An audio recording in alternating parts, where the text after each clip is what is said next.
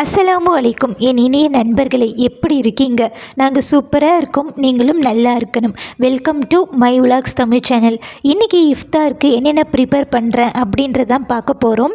ரொம்ப ஹெல்த்தியான ரெசிபிஸ் தாங்க இருக்கும். கண்டிப்பாக ட்ரை பண்ணி பாருங்கள்.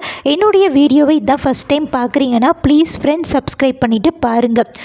ரொம்ப யூஸ்ஃபுல்லாக இருக்குங்க இந்த ரெசிபீஸ்லாம். கண்டிப்பாக ட்ரை பண்ணி பாருங்கள். வீடியோவை ஸ்கிப் பண்ணாமல் பாருங்கள். காலையிலேயே பார்த்திங்கன்னா கருப்பு உளுந்து ஊற வச்சுருந்தேன். அதை ஒரு 2-3 தண்ணியில் வாஷ் பண்ணிவிட்டு ஒரு மிக்ஸி ஜாரில் போட்டு மைய அரைச்சிட்டு வந்துடுங்க.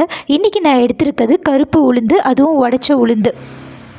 இப்போ நல்ல ஒரு தண்ணி பதத்துக்கு கலந்து ஒரு பாத்திரத்தில் எடுத்து வச்சுக்கோங்க.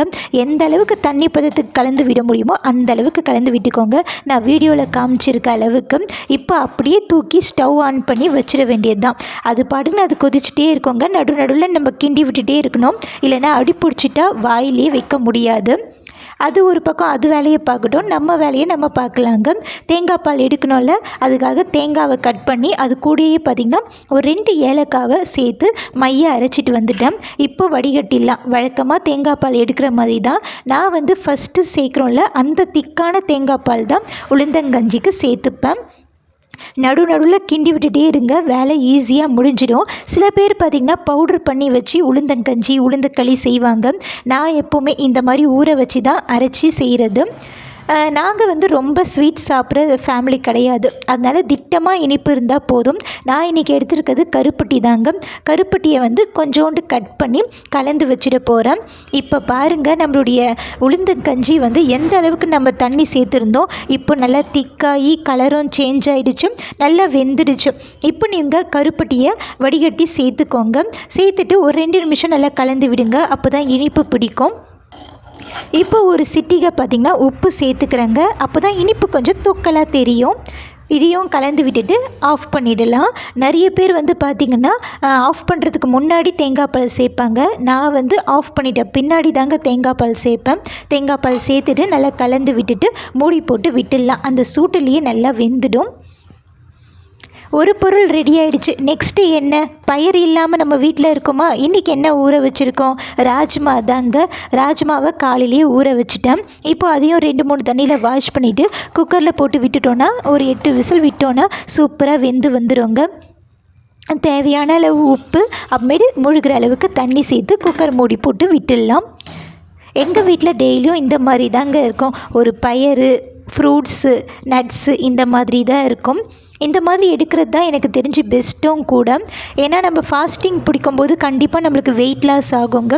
வெயிட் லாஸ் ஆனாலே பார்த்திங்கன்னா நீங்கள் நிறைய பேர் நோட் பண்ணியிருப்பீங்க, இந்த ஜிம்முக்கு போகிறவங்களாம் பார்த்திங்கன்னா நிறைய பயிறு வகைகள், ப்ரோட்டீன் அதிகமாக எடுத்துப்பாங்க. ஏன்னா அப்போ தான் அவங்களுக்கு மசிலுக்கு, எலும்புகளுக்கெல்லாம் தேவையான புரதச்சத்து, நார்ச்சத்துலாம் கிடைக்கும் அப்படின்றதுக்காக. டீட்டெயிலாக எனக்கு சொல்ல தெரியல, ஆனால் நான் நிறைய வீடியோஸ்லாம் பார்த்துருக்கேங்க. அதனால் ஓரளவுக்கு எனக்கு தெரிஞ்சதை உங்கள் கூட ஷேர் பண்ணிக்கிறேன். அது மட்டும் இல்லாமல் நம்மளுடைய எலும்புகளும் பார்த்திங்கன்னா அதனுடைய ஸ்ட்ராங்னஸை வெயிட் லாஸ் பண்ணும்போது இழக்குமா. அதனால நம்ம கருப்பு உளுந்து இந்த மாதிரி எலும்புகளுக்கு சத்து சேர்க்குற விஷயத்தையும் நம்ம சேர்த்துக்கணும். அடுத்து என்ன? 2 பொருள் ரெடி ஆகிடுச்சு. விசில் ஆஃப் பண்ணியாச்சுங்க. 8 விசில் விட்டுருந்தேன். அடுத்து நட்ஸு காலையிலேயே ஊற வச்சுருந்தேன். பாதாம், வால்நட், அதையும் தோலை உரிச்சிட்டு நல்ல ஒரு பழமான வாழைப்பழத்தை சேர்த்து நல்லா மைய அரைச்சிட்டு வந்துட்டேன். நான் ஃபஸ்ட்டு தேங்காய் பால் தான் பார்த்திங்கன்னா உளுந்தங்கஞ்சியில் சேர்த்துருந்தேன். 2வது 3வது பால் எடுத்து வச்சுருந்தேன். அதில் நம்ம வாழைப்பழம் அடித்தோம்ல, அதையும் சேர்த்துட்டு ஒரு மாதுளம்பழத்தையும் உரித்து போட்டுட்டேங்க. அதுவுமே சூப்பராக இருக்கும். தேங்காய் பால், வாழைப்பழம், மில்க் ஷேக் அப்படின்னு வச்சுக்கலாம். இப்போ நோன்பு திறக்கிற டைம் வந்துருச்சுங்க. இன்றைக்கி எங்கள் ஹஸ்பண்ட் சீக்கிரமாக வீட்டுக்கு வந்ததால் நோன்பு கஞ்சியுமே எனக்கு கிடச்சிருச்சு. இந்த ஃபுல் பெரிய டம்ளர் எனக்குங்க இந்த நோன்பு கஞ்சியும் இன்றைக்கி செம்மையாக இருந்தது. நான் ரொம்ப ஹாப்பி ஆகிட்டேன்னா பாருங்கள். நைட்டுக்கு டின்னர் பார்த்திங்கன்னா சிம்பிளாக தான் செய்ய போகிறேன். இட்லியும் வேர்க்கடலை சட்னி. அதுக்கு எதுக்கு வீடியோ எடுக்கணும் அப்படின்ட்டு விட்டாச்சும். சாப்பிடும்போது கூட மறந்துட்டேங்க. அப்படின்னு நடுவில் தான் ஞாபகம் வந்தது, வீடியோ எடுத்துட்டேன். இந்த வீடியோ உங்களுக்கு கண்டிப்பாக யூஸ்ஃபுல்லாக இருக்கும்னு நினைக்கிறேன். யூஸ்ஃபுல்லாக இருந்தால் சப்ஸ்கிரைப் பண்ணிடுங்க. பாய்.